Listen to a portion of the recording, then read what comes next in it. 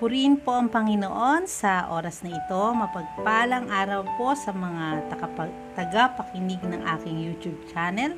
Welcome po sa GLEAM, stand for God Loves You and Me. Kung meron po kayong katabi sa oras na ito, pwede po bang pakisabi sa kanya na God loves you and me na nakangiti?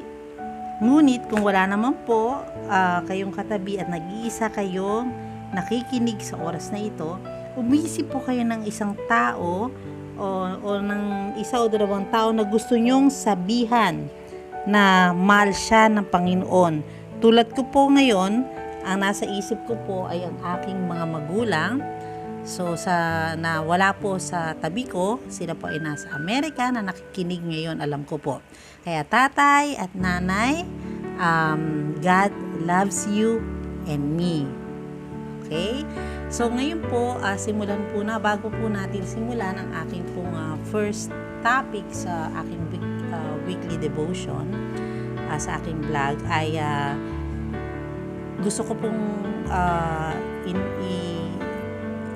pong malaman nyo na ito pong aking isi-share ay aking din pong napakinggan sa isang full gospel church na gusto ko lang pong i-share to through this vlog. Okay? So, ang una ko pong topic ay Mateo 1:1-17. Ngayong araw na ito, sisimulan natin ang exciting na serye. Itong Mateo. 28 kapitulo, iisa-isahin po natin. Napaka ganda pong pag-aralan ng Biblia. Yung tinatawag po natin na verse by verse at makikita natin yung pag-angat ng katotohanan sa Biblia na nagpapalago sa atin. At ang una ko pong topic sa aking unang vlog ay ang unang-unang chapter ng Mateo na nagbibigay sa atin ng katotohanan sa hari nating Panginoong Hesus at tagapagligtas, ang mahal nating hari. Kalimitan, pag sinabi mong ang mahal na hari, di ba, nagyuyukuan, kadalasan kasi takot. Karamihan, pag sinabi mong hari sa kasaysayan ng mundo, paano naghahari ang hari noon? Malakas. Kahit mabuti siyang hari, pero malakas pa rin ang kanyang pamumuno. Kaya kadalasan, malakas yung kanyang militar. Ibang hari ang ating pag-uusapan. Pag sinabi mong mahal na hari, hindi dahil pinipilit niya, o pag sinabi mong mahal na hari, papatayin ka niya. Ngunit, ang talagang hari natin, na ang Diyos at tagapagligtas, pag nakilala mo ay talagang mamahalin mo. Mamahalin mo siya. Yan ang kakaiba sa tunay na buhay ng isang Kristiyano. Kaya ito pong introduction natin, masasabi natin na napakahalaga sapagkat dito natin makikita ang panimula ng kasaysayan ng Mesaya. So, bibigyan po muna natin ng background itong ating babasahin kung saan nagmula si Jesus at saan papunta ang ating kasaysayan nung ipinanganak si Jesus. Siguro, alam nyo na naman ang lupa ng Israel ay nasasakupan ng bayang Roma. Di po ba? Para silang, kumbaga sa panahon ng Hapon, merong sumakop sa kanila na napakalupit. Sino po ba dito ang buhay na nung panahon ng Hapon? Meron, pero nung panahon ng Hapon, maraming tao na nakikikollaborate o tumutulong sa kalaban. Eto si Matthew. Kasi si Matthew, ano po si Matthew? Tax collector po siya. Ibig sabihin, sinakop ng isang bansa tulad ng Roma ang tulad ng bansang Israel. Kaya po nila ito sinakop para makuha yung kayamanan ng mga tao. Ang ginagawa nila, kumukuha sila nung tinatawag na tax franchise tulad ngayon. Pag bumili ka ng franchise ng Jollibee, alam niyo po ba kung magkano yon? Ang franchise ng Jollibee 25 million. Dati bibilin mo yung TAC franchise, ibig sabihin, ikaw yung mangongolekta sa bayan. So sasabihin ng Roma, bigyan mo ko ng 20%, sa'yo na yung tira. Bahala ka na kung ano ang ipapatong mo. Kaya itong sariling kababayan ng Israel, ginagawa nila minsan, pinapatungan nila 50%. Kaya naghihirap yung mga kababayan nila at sila ang nakikinabang.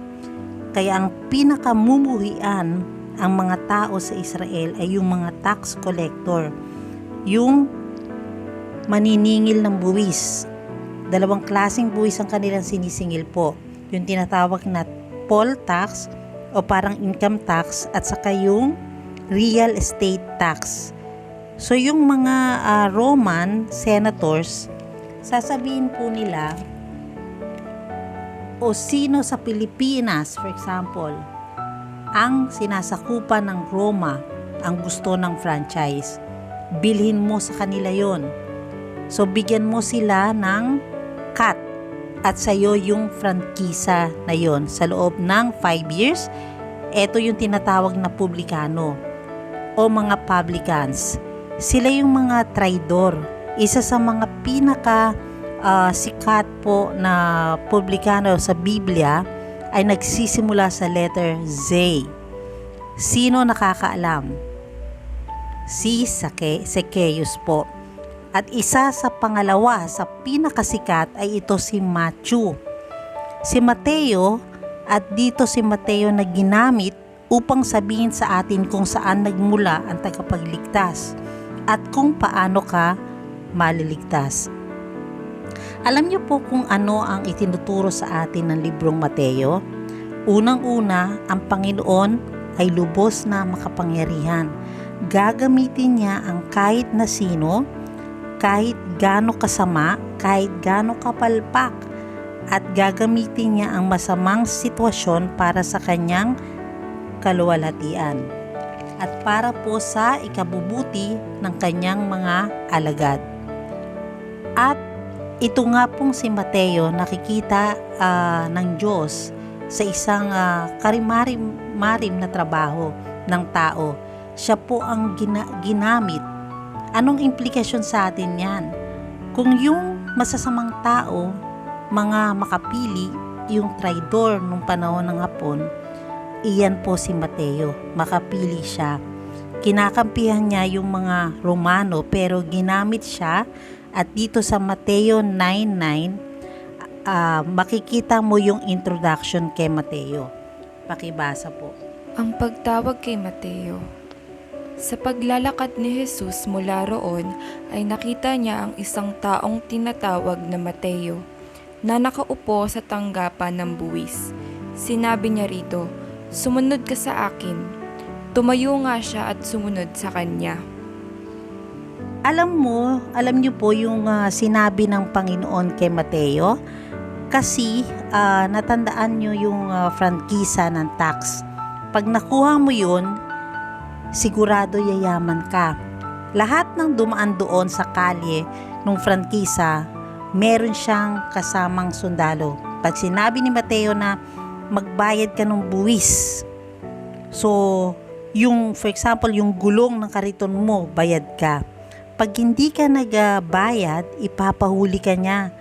So yung frankisa na yun, talagang pag naibigay sa'yo yun, exclusive po yun, sigurado yayaman ka. At sinabihan siya ni Jesus, sumunod ka sa akin. So ibig sabihin, iwanan mo yan. At dito makikita mo yung implikasyon ng lubos na kapangyarihan ng Panginoon. Sapagkat bago pa man makita ni Mateo, bago pa man siya tawagin ni Jesus, tinatrabaho na siya ng Holy Spirit. So, tinrabaho na siya ng Panginoon. Di ba yung iba po sa inyo, unang-una nakakapakinig sa inyo, unang-una nakapakinig, bigla kang umiyak, di po ba? Bigla kang tumanggap sa Panginoon nung maunawaan mo. Ganyan ang nangyari dito kay Mateo na sumulat ng Gospel of Matthew. Sabi niya, sumunod ka sa akin. Aba, nung iniwanan niya ang mesa nung pangongolekta ng buwis na nagpapayaman, sigurado yung mga nakatingin, sinasabi, ay akin na lang ito. Mabuti na lang, iniwanan ito. Engot niya si Mateo, biro mo, iniwanan niya. Hindi lang yun, hindi lang yun, di po ba? Sa Matthew 9:10, yung susunod na verse, hindi lang niya iniwanan. Sabi pa, nakita ni Jesus na kumakain sa bahay ni Mateo. Matapos niyang iwanan yung prangkisa at marami din pong makasalanan at marami din mga maniningil ng buwis. So, nag-celebrate ito pong si Mateo. At makikita po dito ang paggamit ng Panginoon sa isang katulad niya at katulad natin. So, 3 bagay ang ating makikita dito sa libro ng Mateo. Unang-una, ang paghayag sa hari. Dito sa libro ng Mateo, makikita po natin na inihayag ng Diyos sa atin yung ating Panginoon na tagapagligtas. Pangalawa, makikita mo rin na nung inihayag ng hari, siya namang tinanggihan imbis na tanggapin. Sambahin ng Mesayas at tagapagligtas, siya ay tinanggihan. Pangatlo, makikita natin dito sa Mateo ang pagbabalik ng hari. Napakatindi po. Ngayon, ang Mateo 1-17, kung mapapansin nyo po ay puro pangalan. Puro ang Bible po. Pero po, ang Bible po kasi pag sinulat, yan ay dapat pag-aralan. So, babasahin po natin ang Mateo at makikita natin na ang mga Hudyo, napaka-importante sa kanila na yung hinulaan o yung pinropesay po na hari ay nanggagaling sa linya ng mga hari. Pag merong nagsabi, ako yung Mesayas at hindi mo natunton yung kanyang lahi doon kay Abraham at kay Haring David, ibig pong sabihin, fake yun. At napaka-importante din sa mga Hudyo na yung kanilang kanununuan, 30 lolo kaya po nilang i-trace. Bakit? Sapagkat ang mga Hudyo, nung pumasok sila sa Promised Land, yung pagdidistribute ng kayamanan, yung mga lupang nasakop sa pamamagitan ng kanilang apelyido at tribo, so pag hindi nyo na-trace yung linya mo, pagpasok sa Promised Land, homeless ka. Tapos alam din ng Panginoon na pag nasakop sila kasi natakot sila sa Babylonian, mga ibang lugar, pagbalik doon sa lupa. Okay? So, bubuin uli kayo o lahat ng, for example, Rosales dito, lahat ng Songko dito. Pangatlo, napaka-importante nung tinatawag na pedigree o yung saling lahi o yung mga ninuno sapagkat doon sa Israel, ang pwede lang mamuno sa theocracy, yung tinatawag na mga the line of priest o yung linya ng mga pastor. Ano yung tribo na yon?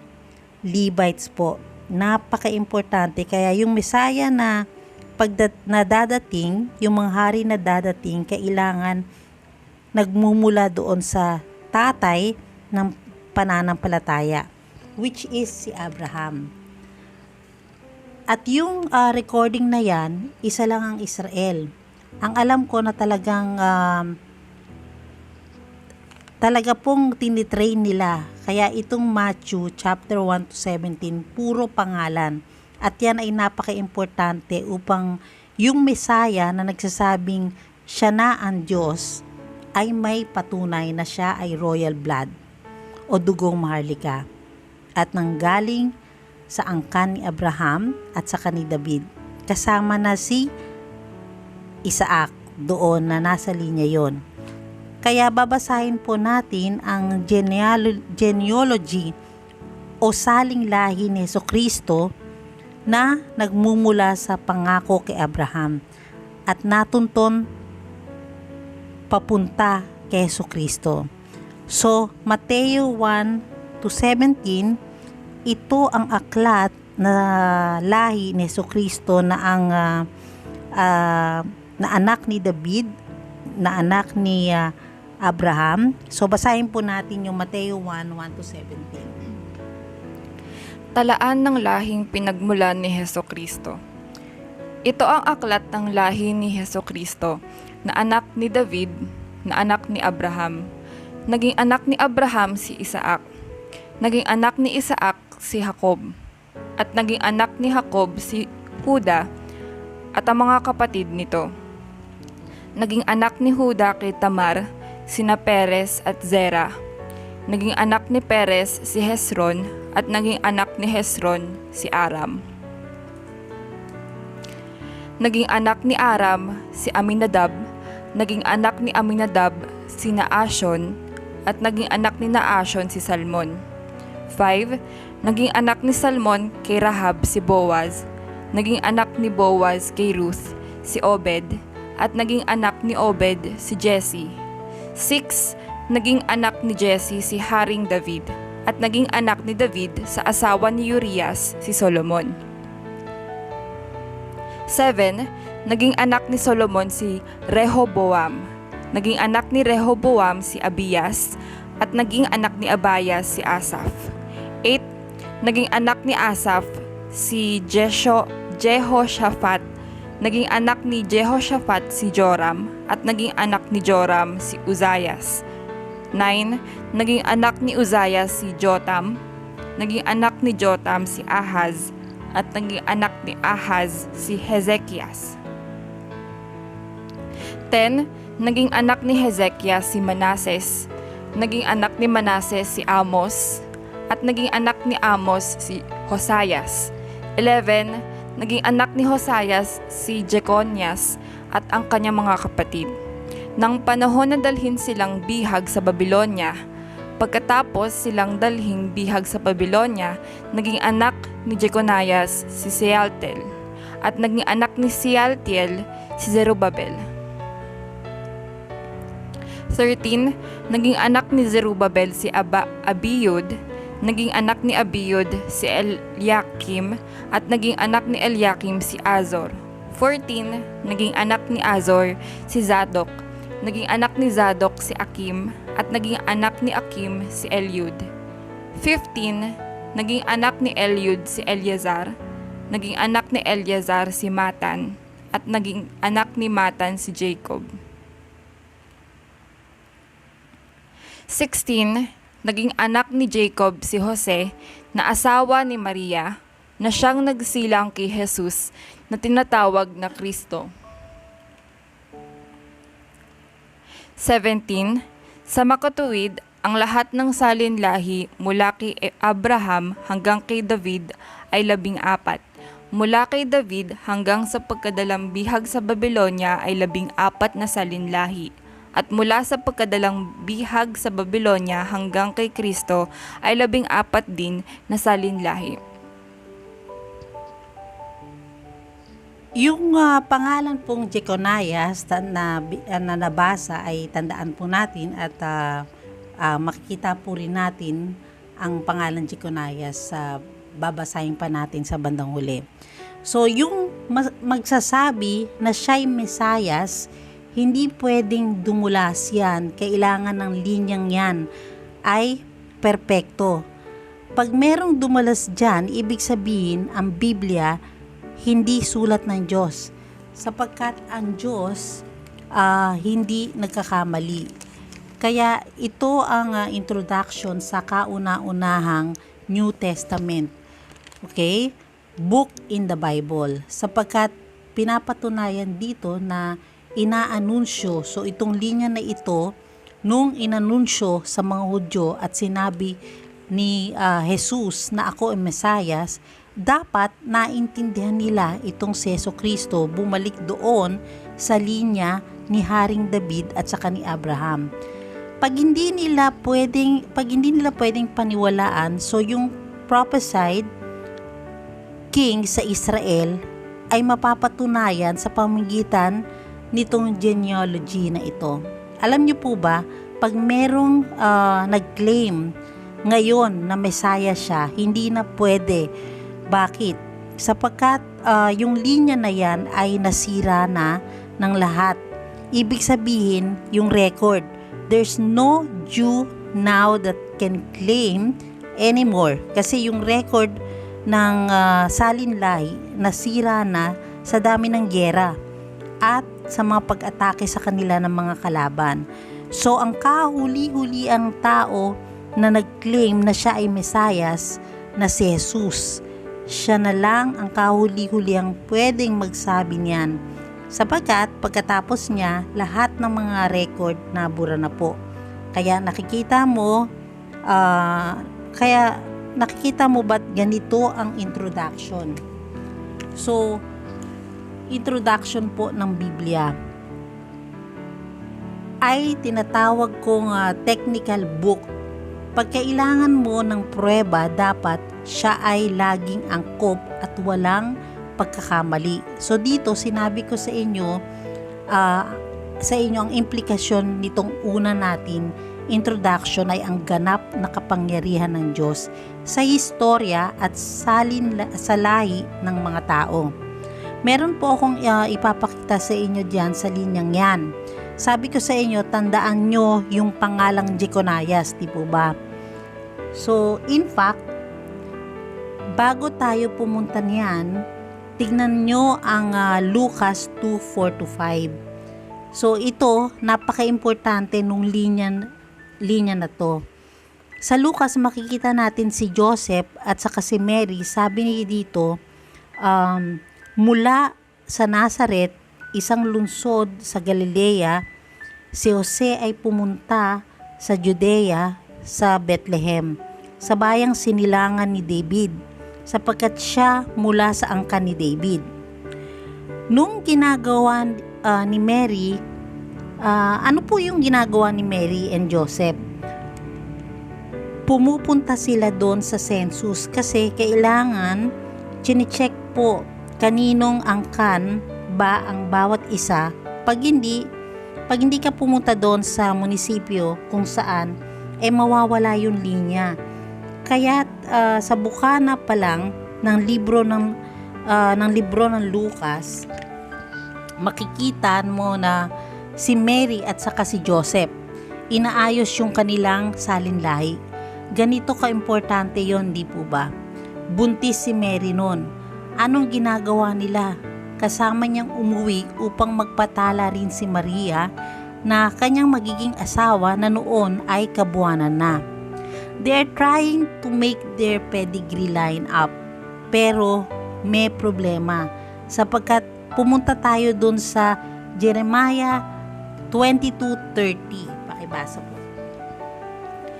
Ganito ang sabi ng Panginoon, isulat ninyo ang lalaking ito bilang walang anak, isang lalaki na hindi magtatagumpay sa kanyang mga araw, sapagkat walang sinuman sa kanyang mga supling ang magtatagumpay na luluklok sa trono ni David at maghahari pang muli sa Juda.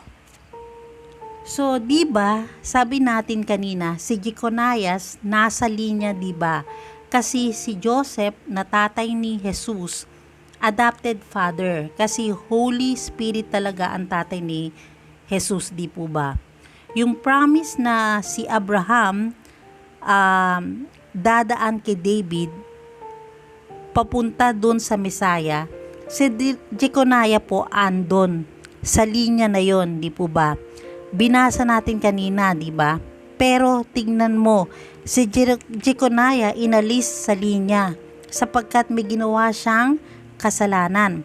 Ang sabi sa Jeremiah 22:30, pakiulit po basahin. Ganito ang sabi ng Panginoon, isulat ninyo ang lalaking ito bilang walang anak, Isang lalaki na hindi magtatagumpay sa kanyang mga araw, sapagkat walang sinuman sa kanyang mga supling ang magtatagumpay na luluklok sa trono ni David at maghahari pang muli sa Juda. So, yung sinasabi po dyan na isulat ninyo ang lalaking ito, ang tinutukoy dito ay si Jeconias bilang walang anak. Isang lalaking hindi magtatagumpay sa kanyang mga araw sapagkat walang sino man sa kanyang mga supling ang magtatagumpay na magluluklok sa trono ni David at maghahari pang muli sa Juda.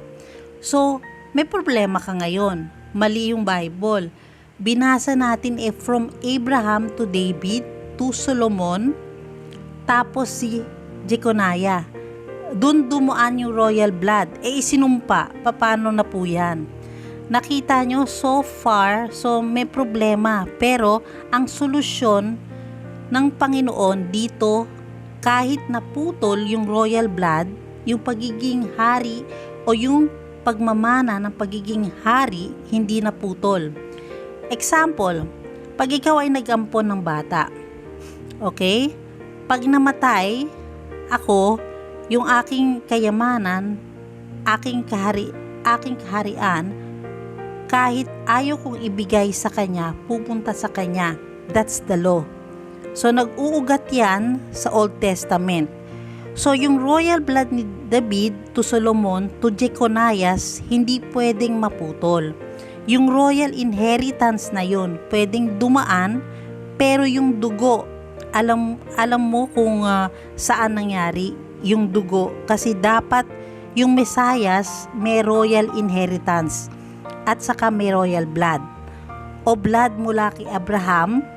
So yung pagkahari na naputol kay Jeconiah, nagka-problema kasi naputol yung dugo dahil inalis na si Jeconiah. Sinolusyonan naman iyan ng Panginoon sa pamamagitan naman ng linya ni Mary. Kasi tandaan nyo, si Joseph na linya ni Jeconiah, hindi naman talaga niya tatay, di ba? So hindi niya tatay yon by blood. Tatay niya yon by royal inheritance.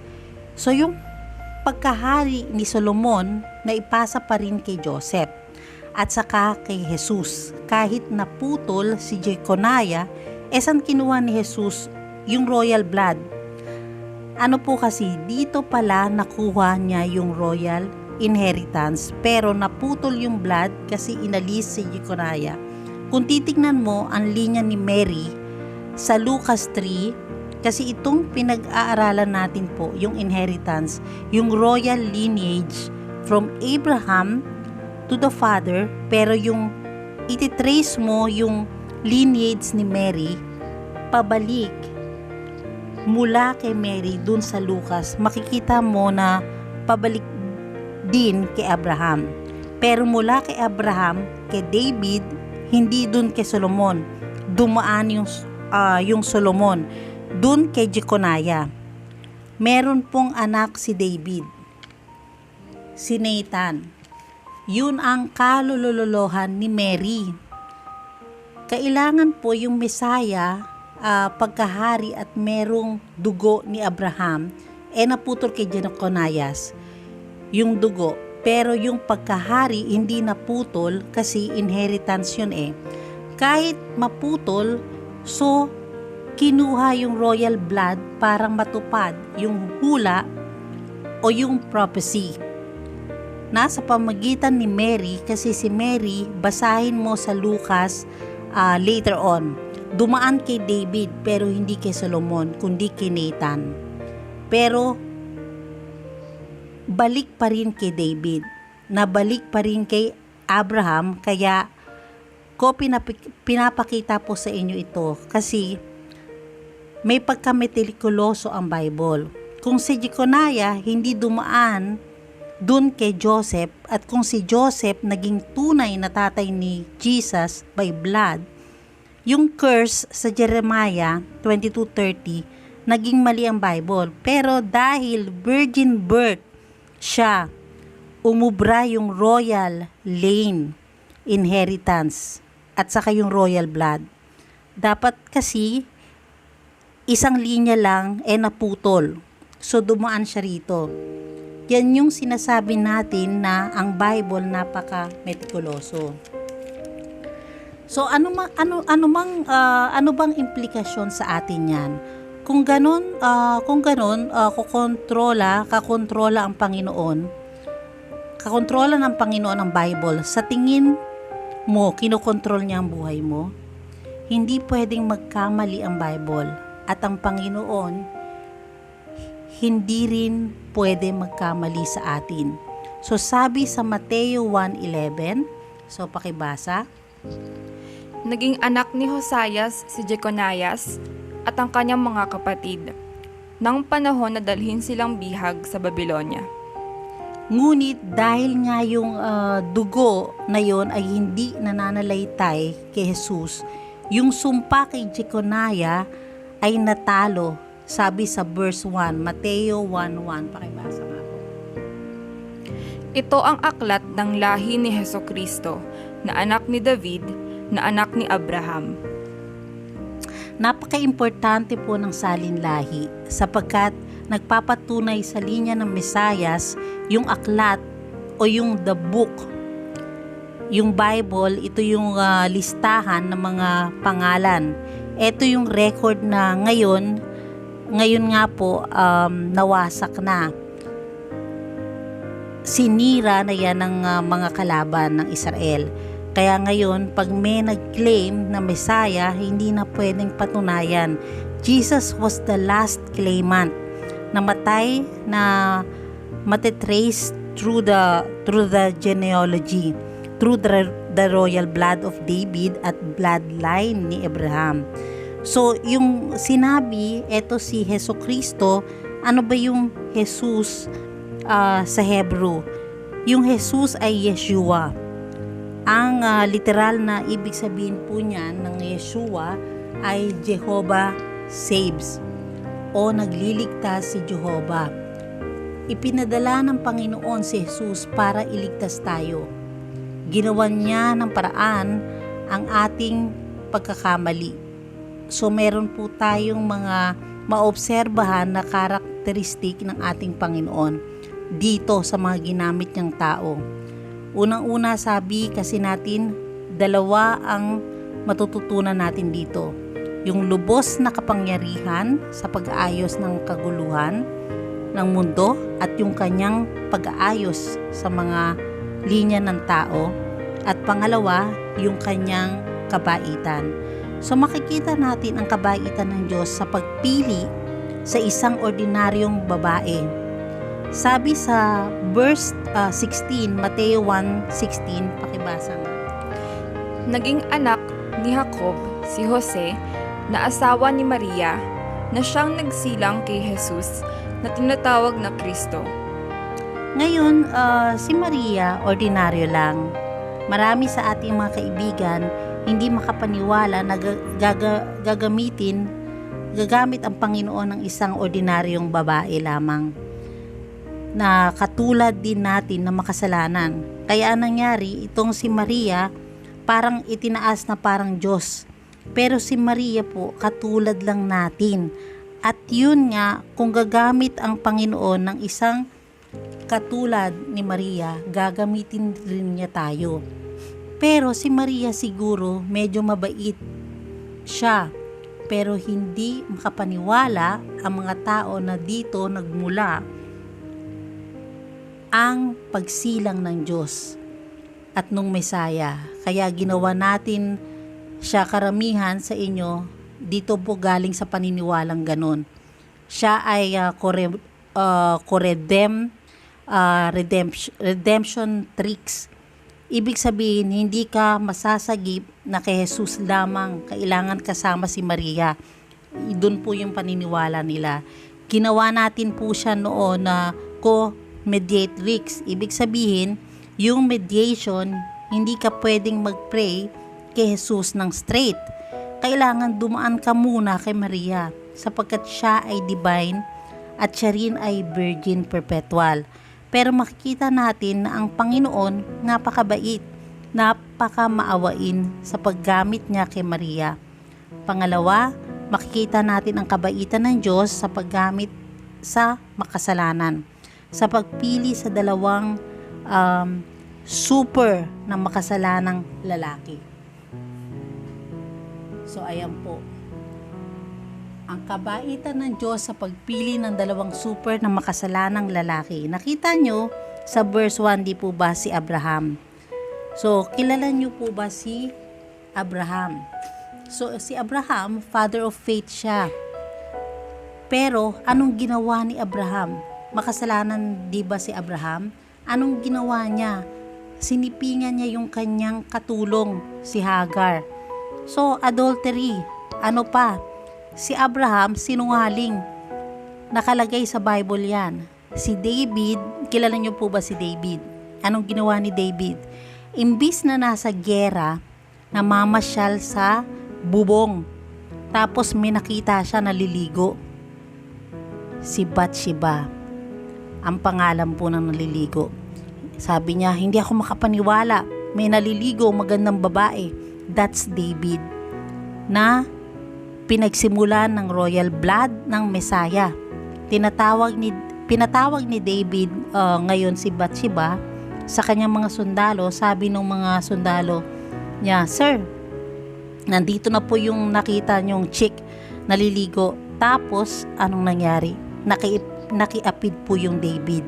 Tandaan nyo ha, this is the line of the Messiah. Kasi alam nyo, kaya natin pinag-aralan po ito ng ganito ang Bible para makilala mo ang Panginoon. That's why we study the Bible. So ngayon, nakisiping siya. Tapos, sino ang asawa ni Bathsheba? Si Uriah. Matapat niyang general. Anong ginawa kay Uriah? Pinatay niya. So, anong naging kasalanan din ni David?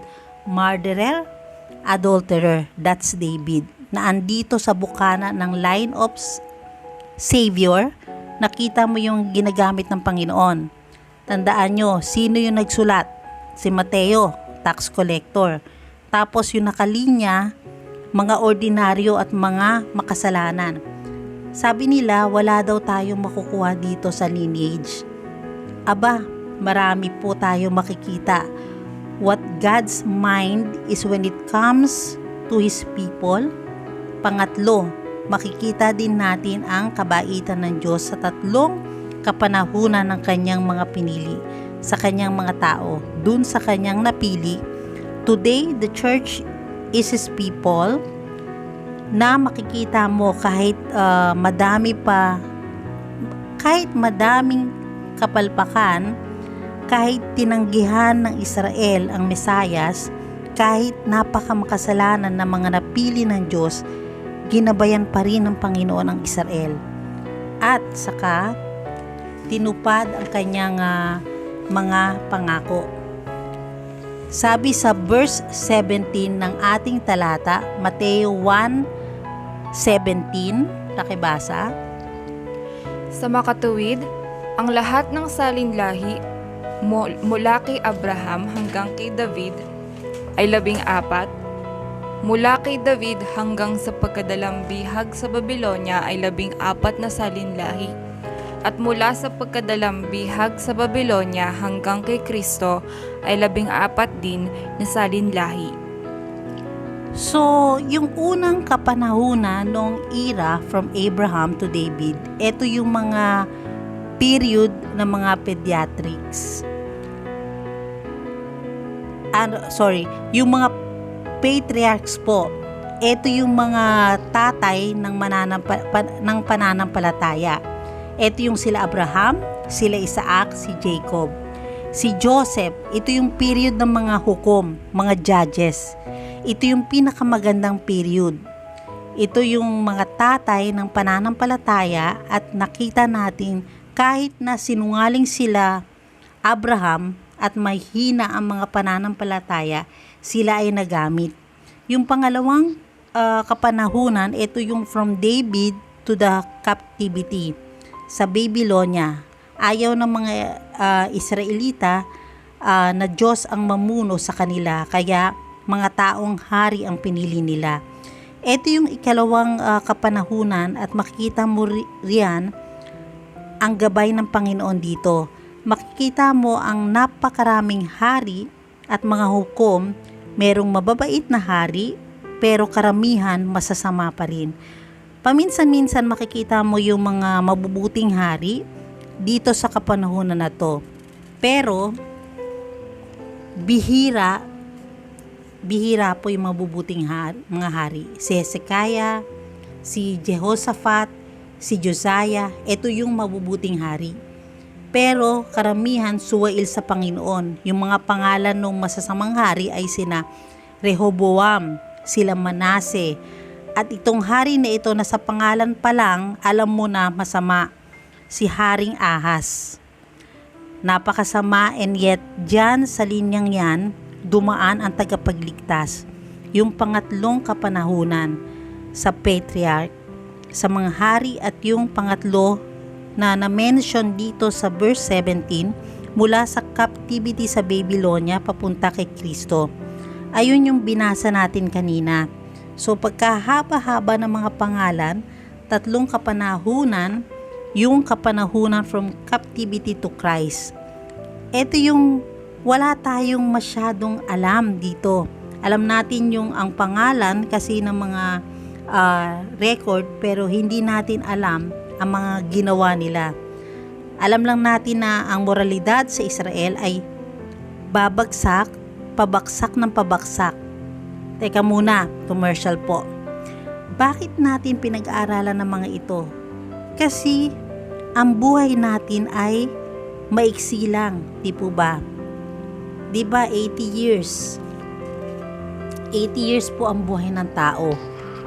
Kung mahilig ka sa crispy pata, 40 pa lang namumuro ka na.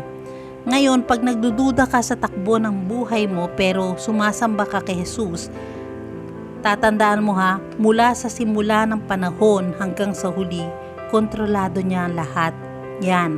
Sa dami ng kapalpakan ng Israel at sa kapalpakan ng mga hari ng mga hari ni David, ng mga hari ng mga Abraham, nangyayari pa rin ang gusto ng Panginoon. Napaka-importante niyang katotohanan na yan. God is sovereign. Isipin mo, 80 years old, crispy pata, 40 years old.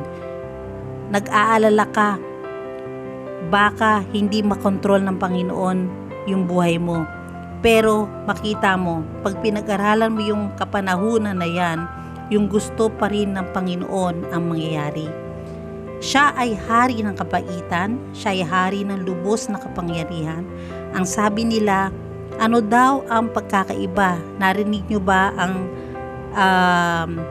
katagang divine providence? Ano ba sa Tagalog yon? Yung galaw ng Panginoon. Dalawang klase, yung galaw ng Panginoon sa tao at yung isa, tinatawag na miracle. Pag sinabi ng Lord, mahati ang dagat, ano ang nangyari sa dagat?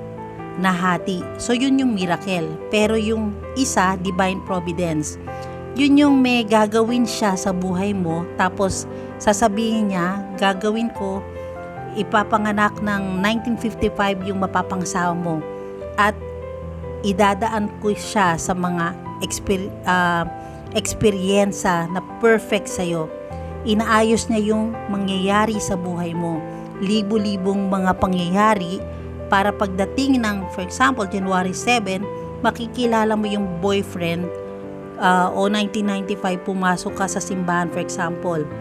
Nalilito ka, ang dami mong problema, may nag-present ng ebanghelyo at tumanggap ka.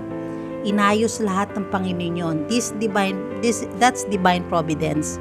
Yan ang Diyos ang nakokontrol niya, yung libo-libong pangyayari, at ikaw ang nasa isip na yan, ang ipinapakita dito sa chronology. At ito, hindi ito kathang isip, sinulat sa Bible. These are recorded history. At isa pa, makikita mo ang Panginoon talagang maparaan, puro paraan. para matupad yung plano niya sa ating buhay. Alam mo, minsan ng mga Kristiyano, lahat naman tayo, mahal natin ang Diyos. Lahat naman tayo naniniwala sa nalubos ang makapangyarihan ang Diyos. Pero bakit ka minsan nanghihina ang loob bilang Kristiyano? Isipin mo, kung sinabi mo, Lord, talagang pasensya ka na sa akin, Lord. Ito yung bigkas ng tunay na mananampalataya. Lord, pasensya ka na, ang dami ko ng narinig, and yet, nawawalan pa rin po ako ng pasensya. Minsan, nakapagmumura pa rin ako sa galit. Minsan, nakakalimot ako. Pasensya ka na, Lord. Kaya, maya-maya, nadidiscourage ka na. Hindi mo sinasabi na kahit ganito na magsisilang ako, He would begin a God work from me. Yun ang pasimbulan ng magandang gawa, kahit anong mangyari, gaganapin niya. Hindi yun ang iniisip mo eh. Iniisip mo, oo, matapat ang Diyos, pero ako hindi. Eto na si Taning. Oo nga, ang hina mo, makasalanan. Isipin niyo mabuti. Di ba sa ganun ang nangyayari, parang iniisip mo, lubos na makapangyarihan ng Diyos, pero ako, lubos na makasalanan. So, ang galing kong makasalanan, mawawala sa plano dahil sa akin. Abay, sobrang galing mo.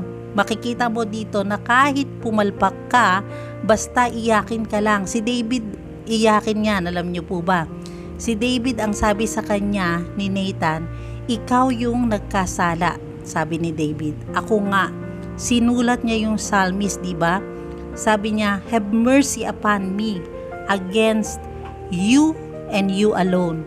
So, paano ikaw ay Kristiyano, palpak? Lahat naman tayo, di po ba? Pero araw-araw, nagkukumpisal ka. Alam mo, itatama ng Diyos ang buhay mo. Kung meron kang anak na nagre-rebelyon, pero mahal mo si Lord, kaya niyang kontrolin ang anak mo. Pag may asawa ka na for example, nangangaliwa, kaya niyang patirin yun para mauntog. Pero kung meron kang pinansyal na problema, sabi ni Lord, unang-una, there's no temptation given you. Unang-una, susukatin ko yan. Pag may dumating na problema sa'yo, tinimbang ko yan. Yan ang kahalagahan na nakikita mo yung galaw ng Panginoon sa Biblia. Sa pagwawakas po, makikita natin dito sa linya ng Mesayas ang kabaitan ng Diyos. Ang lubos niyang kapangyarihan sa 4 na babaeng isinama niya sa linya ng hari. Dun sa kahaba-haba ng binasa natin na salinlahi mula kay Abraham, tingnan niyo yung salinlahi dito sa Bible. Natitrace. Pero dito makikita natin nasa buong linya na yan. Dun sa linya ng hari, 5 babae lang ang na-mention, kasama si Mary. Yung 4, pag-aralan natin sa ating pagwawakas. Sapagkat makikita mo rito, hindi lamang ang lubos na kapangyarihan ng Panginoon sa bawat henerasyon mo, kasi kaduktong ka dito eh. Spiritual heritage mo ito. Alam mo po ba yun? Yan ang the line of Abraham. Kasama ka doon sa pangako ng kasing dami ng bituin at kasing dami ng buhangin sa dagat ang iyong magiging mga anak. Kasama ka doon. Wala ka man sa dugo ni Abraham, pero nasa linya ka ng spiritually. Tignan natin yung 4 na babae na nasa linya, sapagkat napaka-interesting po. Sabi sa verse 3, Mateo 1:3a. Naging anak ni Juda kay Tamar sina Perez at Zerah. Naging anak ni Perez si Hezron at naging anak ni Hezron si Aram. Kilala niyo po ba si Tamar? Okay, babasahin ko sa inyo. Sa Genesis 38:13-18. this is a verse 3 of the line of the Messiah. So pakibasa po yung Genesis 13:18. Nang ibalita kay Tamar na ang iyong biyanang lalaki ay umaahon sa Timna upang pagupitan ang kanyang mga tupa. Siya'y nagpalit ng kasuotan ng balo, tinakpan ng sarili ng isang belo, nagbalat kayo at naupo sa pasukan ng Enaim na nasa daan ng Timna. Kanyang nakikita na si Shelah ay malaki na, ngunit hindi ibinibigay sa kanya bilang asawa. 15. Nang makita siya ni Judah ay inakalang siya'y upahang babae sapagkat nagtakip ng kanyang muka. 16. Lumapit siya sa kanya sa tabi ng daan at sinabi, "Halika, sisiping ako sa iyo," sapagkat siya'y hindi niya nakilalang kanyang manugang. Sinabi niya, "Anong ibibigay mo sa akin upang ikaw ay makasiping sa akin?" 17. Kanyang sinabi, "Padadalhan kita ng isang anak ng kambing na mula sa kawan." At kanyang sinabi, "Bibigyan mo ba ako ng sangla hanggang sa maipadala mo ito?" 18. Sinabi niya, "Anong sangla ang ibibigay ko sa iyo?" Sumagot siya, "Ang iyong singsing, ang iyong pamigkis, at ang tungkod na nasa iyong kamay."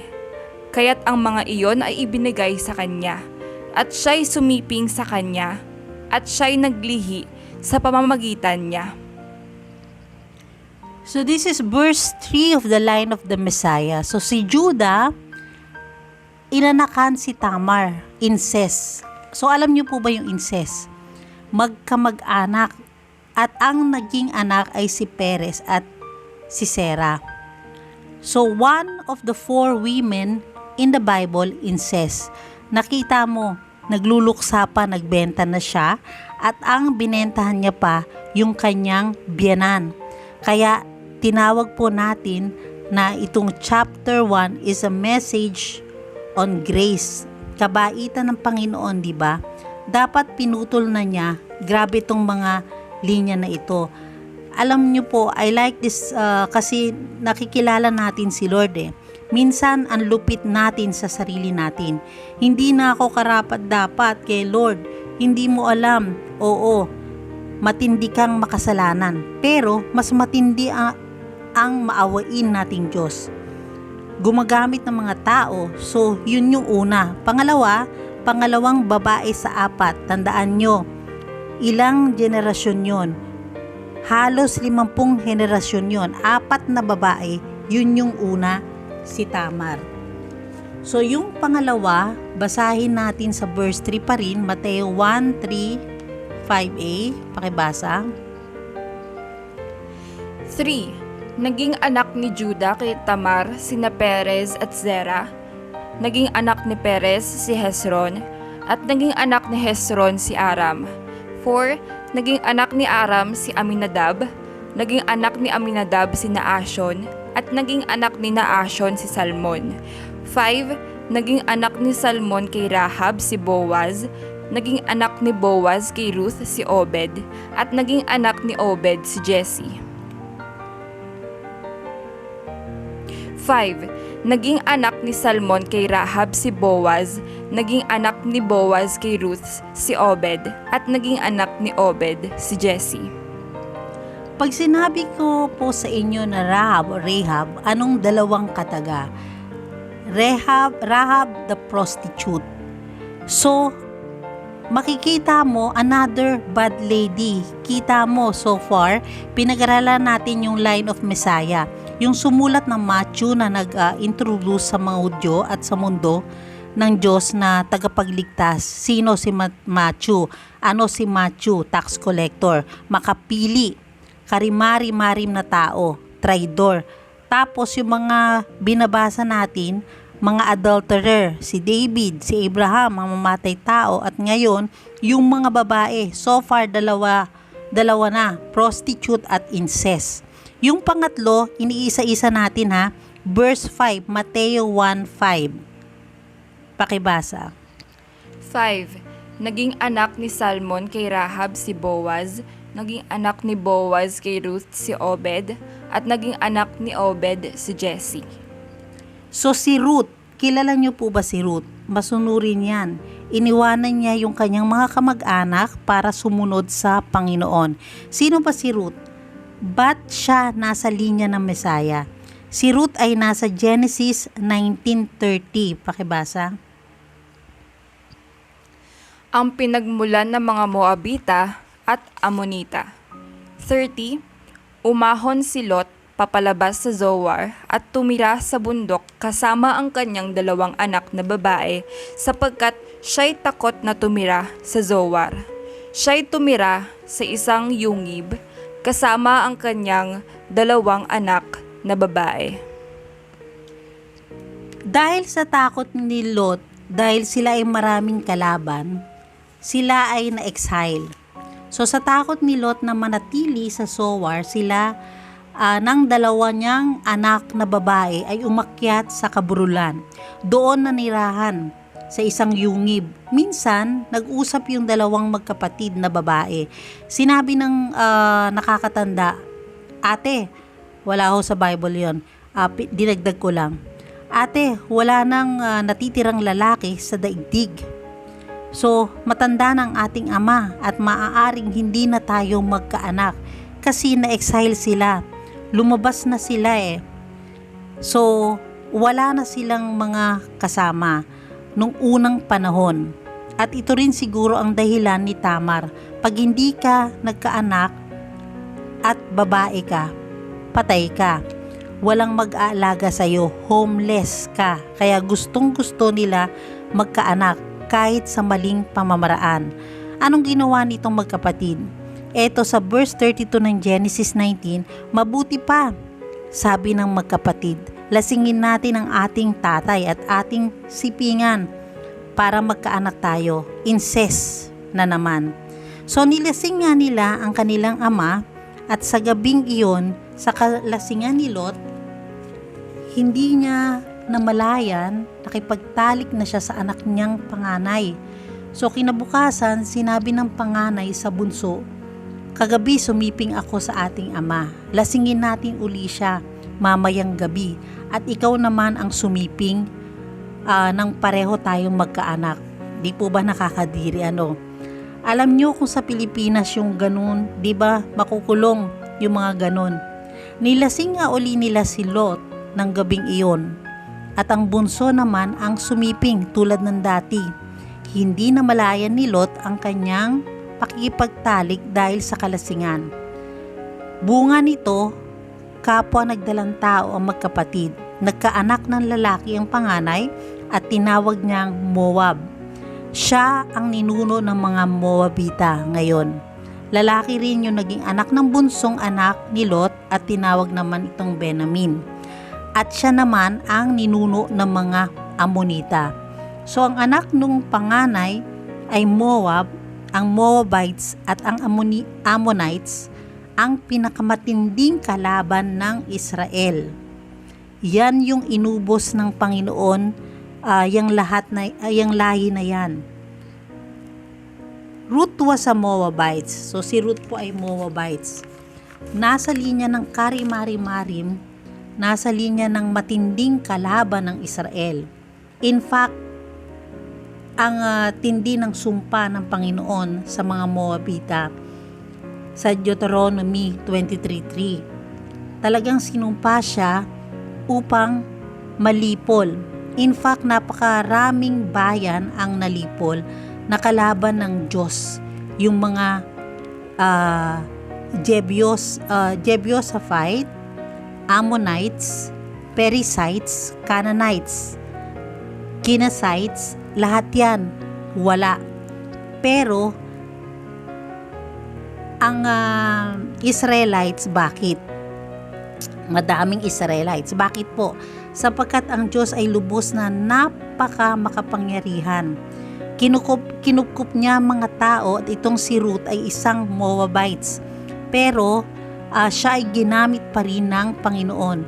Anong implikasyon sa atin nun? Ang Diyos natin ay kontrolado ang lahat at siya ay maawain, mahabagin sa kanyang mga napili at kasama ka sa napili. So kahit anong nangyayari sa buhay mo, magsisi ka lang, humingi ka lang ng tawad sa Panginoon, maging makadiyos ka lang, aayusin niya po. Yon, that's the God. Yan ang ini-introduce dito sa atin sa Mateo.